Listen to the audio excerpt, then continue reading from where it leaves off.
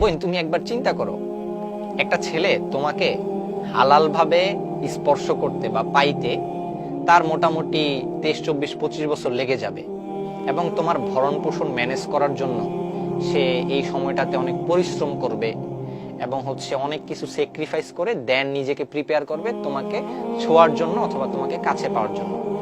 আর তুমি বয়ফ্রেন্ডের 20-50 টাকার ফুচকা খায়া অথবা 10-20 টাকা অল্প খুবই নগণ্য কিছু বিষয় পায়া তোমার নিজেকে একেবারে বিলাই দিচ্ছ। শুধু স্পর্শ না, আরো যা যা দরকার সবই দিয়া দিচ্ছ। আরে ভাই, মানুষ এতটা বোকা কেমনে হয় আমি বুঝি না। একটা পতিতালয়ে গেলেও সেখানে 1000-500 টাকা খরচ হওয়ার সম্ভাবনা আছে, আর তোমাকে 50-100 টাকার ফুচকা খাওয়াইয়া অথবা 20-300 টাকার গিফট দিয়া একেবারে রুম রেটে নিয়ে যাচ্ছে। তুমিও কোনো বাধা দিচ্ছ না, তুমি স্বাচ্ছন্দ্যে রুম রেটে গিয়ে চিল করতেছো। পুরো দুনিয়ার ইতিহাসে মেয়েদের দাম এতটা কম ছিল কখনো আমার জানাই নাই। এখন এখানে কাকে দোষ দিব? ছেলের দোষ দিব, মেয়ের দোষ দিব? দোষ তো দুইজনেরই। আমি ছেলেদের ব্যাপারে কোনো কথা বলবো না, আমি জাস্ট তোমার বিবেকের কাছে বলতে চাই। কারণ ছেলের ব্যাপারে বলে লাভ কি?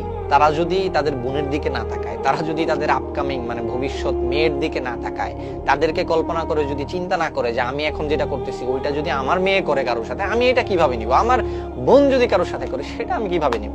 সো ছেলেদের কথা বাদ, তোমরা অ্যাটলিস্ট তোমাদের ভালোটা তো বুঝার চেষ্টা করো। যদি তোমরা নিজেদের ভালো নিজে না বুঝো তাহলে কে তোমাদেরকে বুঝিয়ে দিবে? কখনোই সম্ভব না, কেউ তোমাদেরকে বুঝাইতে পারবে না। সো বোন, তোমাকে ইনসাল্ট করার, তোমাকে পচানোর ন্যূনতম ইচ্ছা আমার নাই। আমি কখনো এই কাজ করবো না। আমি জাস্ট তোমার বিবেকে একটু আঘাত করতে চাই, তোমার বিবেকটা যেন একটু ভাবতে শেখে, তোমার বিবেকে যেন এই জিনিসটা জাগ্রত হয় যে হ্যাঁ, আমি কোন ট্রেকে যাচ্ছি, আমার কোন ট্রেকে যাওয়ার কথা আর আমি কোন ট্রেকে যাচ্ছি। সামান্য কিছু বিষয়ের কারণে আমি রুম রেটে চলে যাচ্ছি, আমি 14 ফেব্রুয়ারিতে নোংরামি করতেছি। এটা কি ভালোবাসা? এইটা ভালোবাসা? তোমার মারে তুমি জিগাও এখন যায়, তোমার বাপেরে তুমি এখন যায় জিগাও যে আম্মা ভালোবাসা আসলে কি? What's the definition of love? বেশি সিরিয়াস কথাবার্তা বলতেছি। যাই হোক, সিরিয়াস কথাবার্তা বলার আসলে মুড নাই। জাস্ট আমার মনে হইতেছিল যে 14 ফেব্রুয়ারি আসলে এই যে এত হইচই হয়, কেন এত হইচই হওয়া লাগে? ভাই, আমরা তো সবাই প্রায় মুসলিম, তো আমাদের মধ্যে 14 ফেব্রুয়ারি নিয়ে ক্রেজ কেন থাকবে? এইটা নিয়ে কেন আমার ভিডিও বানানো লাগবে?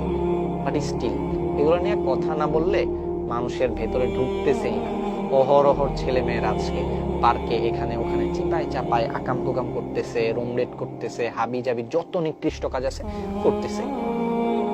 এইটা কইরা তুমি আমাকে একজন মানুষ দেখাও যে 14 ফেব্রুয়ারিতে এই টাইপের নোংরামি কইরা পুরো লাইফে সুখে থাকতে পারছে। আরে পুরো লাইফ বাদ দাও মিয়া, যার সাথে এই টাইপের নোংরামি করছে ওর সাথে লাইফে কয়দিন থাকতে পারছে? 99.9% আমার দেখা মতে তাদের সম্পর্কটা বেশি দিন টেকেই নাই। খুব সিম্পল না? পুরান জিনিসকে আমি নিব? আমার কাছে নতুন জিনিস থাকলে আমি কেন পুরান জিনিসটা নিব? টিস্যু পেপার ইউজ করলেই কেউ আবার সেটা পকেটে রাখে, সেটা তো ফালায় দেয়। সো তোমাকে তো টিস্যু হিসেবে ব্যবহার করছে। তুমি যদি নিজেরটা ভালো না বুঝো, অর্থাৎ তুমি যদি নিজেই নিজেকে টিস্যু বানায় রাখতে চাও, তাইলে তো আমি বা কেউ বলে তোমাকে সেখান থেকে উদ্ধার করতে পারবে না।